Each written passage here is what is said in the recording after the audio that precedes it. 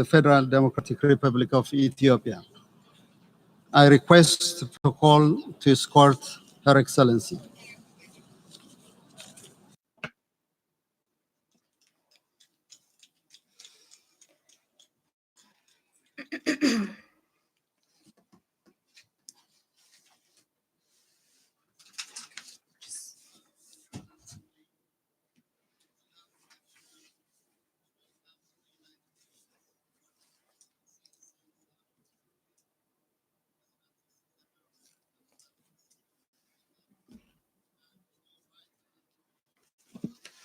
The Assembly. ክብርት ፕሬዚዳንት እንኳን ደህና መጡ።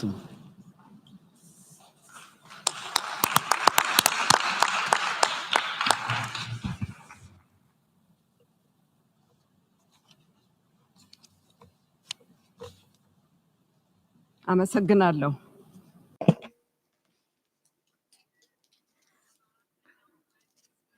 Excellency Professor Tajani Mohamed Bande, President of the General Assembly, Excellency Antonio Guterres, Secretary General of the United Nations, Excellencies, heads of the state and government, distinguished delegates, ladies and gentlemen.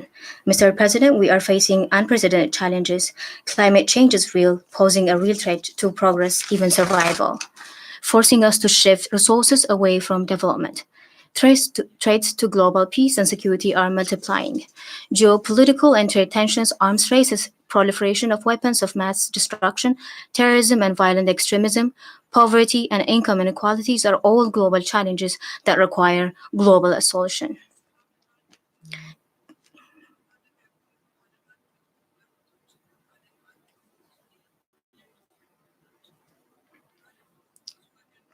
Commitment to the multilateralism has never been more urgent.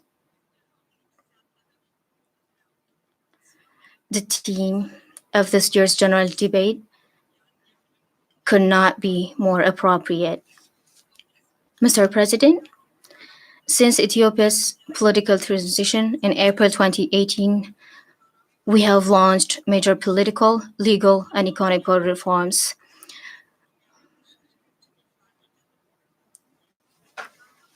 We have widened the political space, releasing jailed political prisoners and journalists, inviting exiled political parties to return home and pursue peaceful struggle, revising the electoral, anti-terrorism, and civil society laws, and ending a 20-year conflict.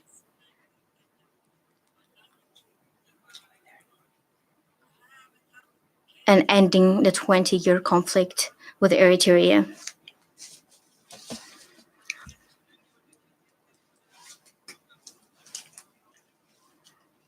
As we look ahead to election next year, this reform is particularly the widening of the political space have built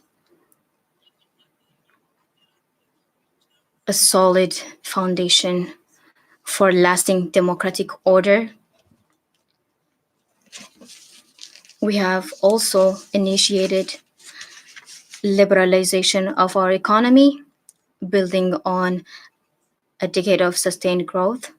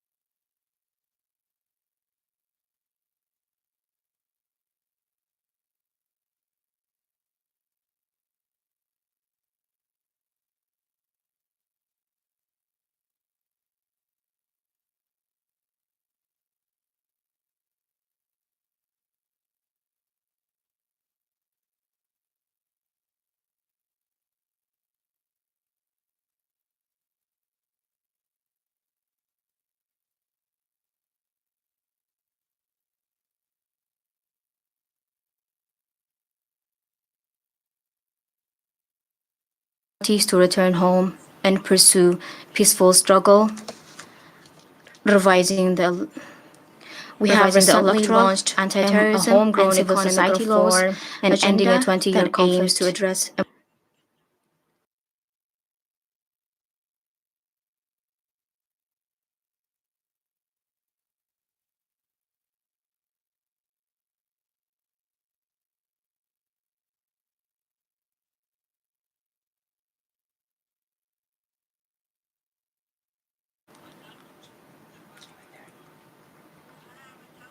and ending the 20-year conflict with Eritrea.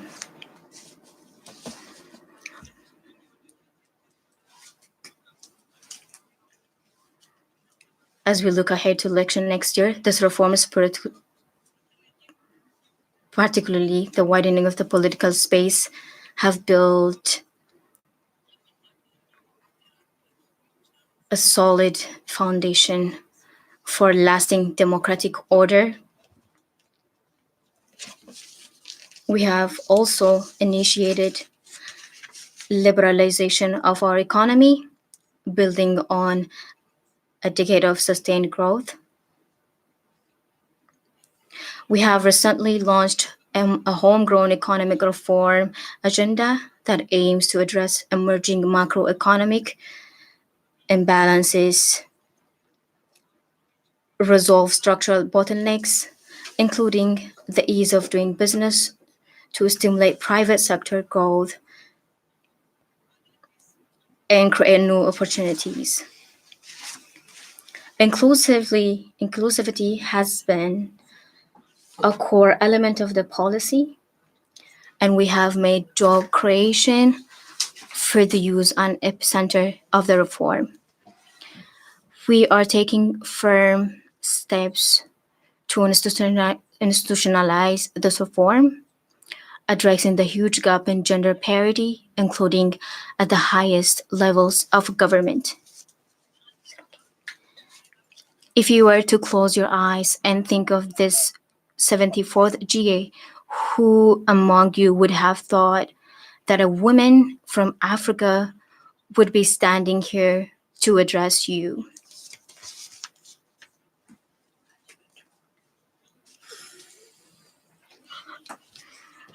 It hasn't been easy, but we have laid down a firm base for development in Ethiopia and for durable peace and stability in the Horn of Africa. The rapprochement with Eritrea was a clear demonstration of the capacity of Africans to solve their problems through constructive dialogue. We are working to transform the whole region into an inclusive zone of peace and prosperity. We are confident the international community will support us.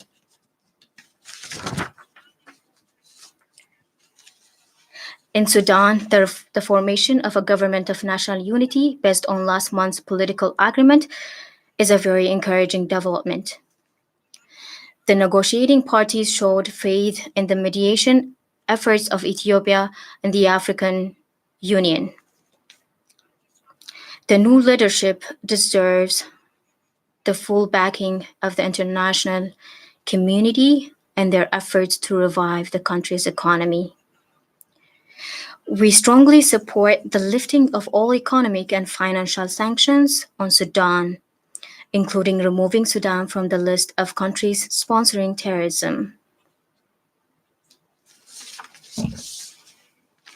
Somalia has come a long way in the recent years, now consolidating state institutions with elections scheduled for 2020. At the same time, Al-Shabaab remains a serious danger.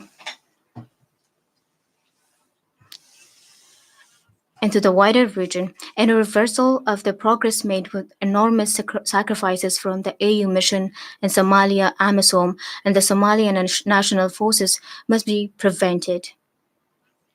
In this regard, sustainable financing and support for AMISOM remains critical. Our partners must recognize this and reaffirm their commitments.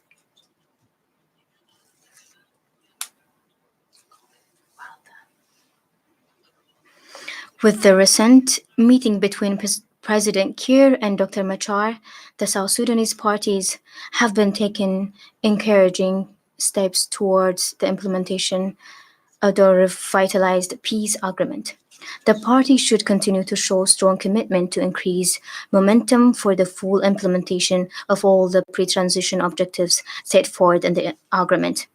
We hope the international communities will double its efforts to deliver on the pledged support. Mr. President, Ethiopia has been resolute in defending global peace and security through our contributions to the United Nations peacekeeping operations for 70 years. I am proud to say that Ethiopia is now the leading troop contributing country to the UN peacekeeping.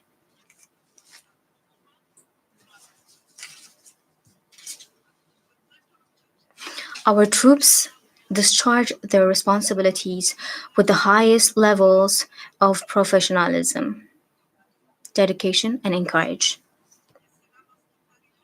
We're currently working to strengthen the efficiency and accountability of peacekeepers and to increase the role of women in peace and security activities to implement global and regional security architecture, sustainable financing for Africa-led peace support operation.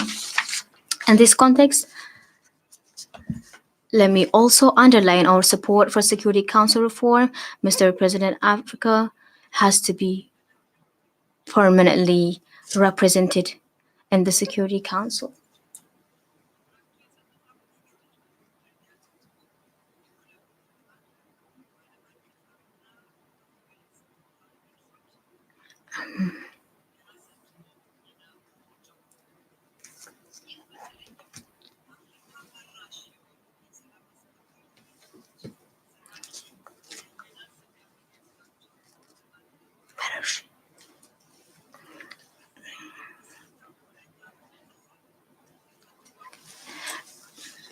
Amount of domestic and foreign investment to create jobs for our youth. That's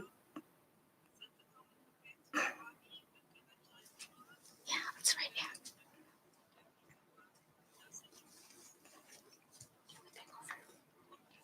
Mr. President, Ethiopia has started to register some encouraging initial results on Agenda 2030. We are investing in our people, our human resources, to improve their well-being.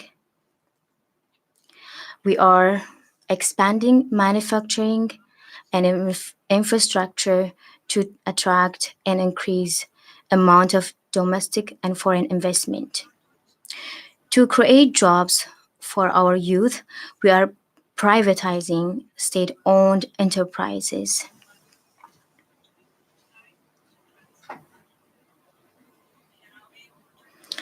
To finance our national projects, we are mobilizing domestic resources, integrating pro-poor policies. To reduce poverty and enhance the quality of life, we are sustaining rapid and inclusive economic growth. Ethiopia is expected to be the fastest growing economy in this year. We are in the process of mainstreaming the SDGs into upcoming 5-year national development plans and into a long-term perspective development plan for the next decade. Ensuring access to quality education means less child labor, less exploitation, fewer child marriages.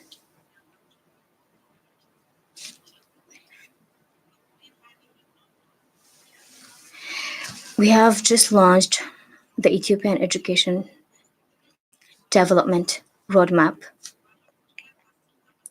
Building on our significant progress over 2 decades, this focuses on out-of-school children.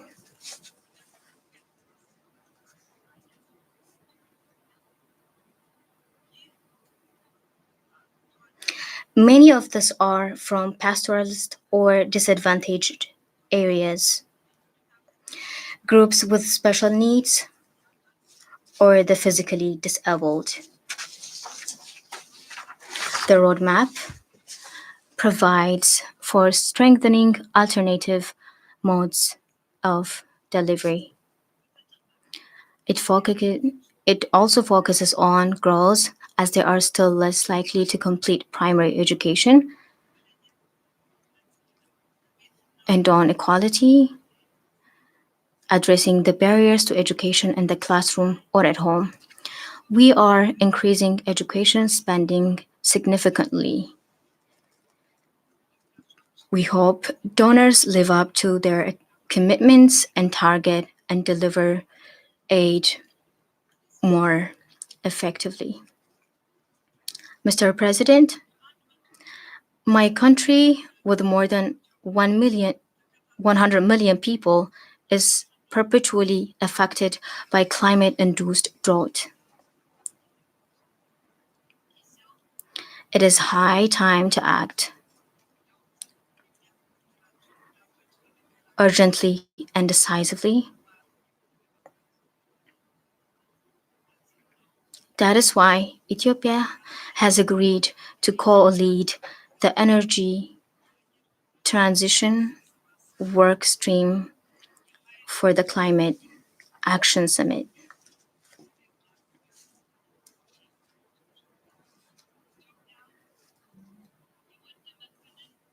In Ethiopia, we are working on afforestation with a 10-year forest sector development program, a master plan to promote sustainable and productive forestry for green economic growth. This includes plans for planting 4 billion seedlings with a year and a half under the theme 40 trees per head for New Ethiopia. It was launched in May by Prime Minister Abiy Ahmed last month. We broke the world record, planting over 350 million trees in a single day.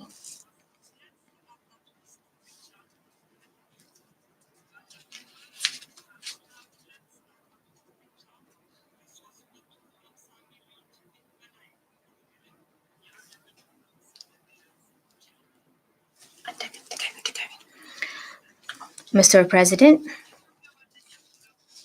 Ethiopia's main aspiration is to move our people out of poverty. We are striving to provide a dignified life for all our citizens.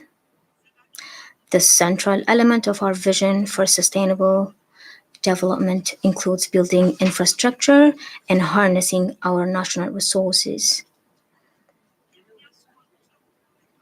The grim reality, however, is that today nearly 65 million Ethiopians do not have access to electricity.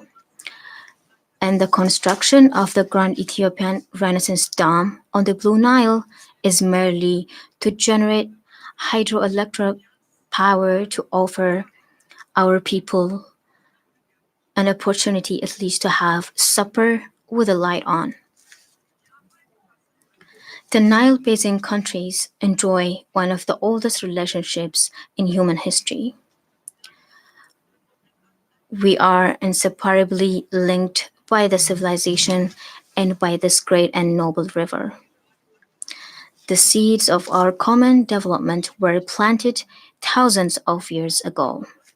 Our time tasted links through the Nile, which provides us with life, truth, and faith, can deliver a new level of energy and commitment for the betterment of our people.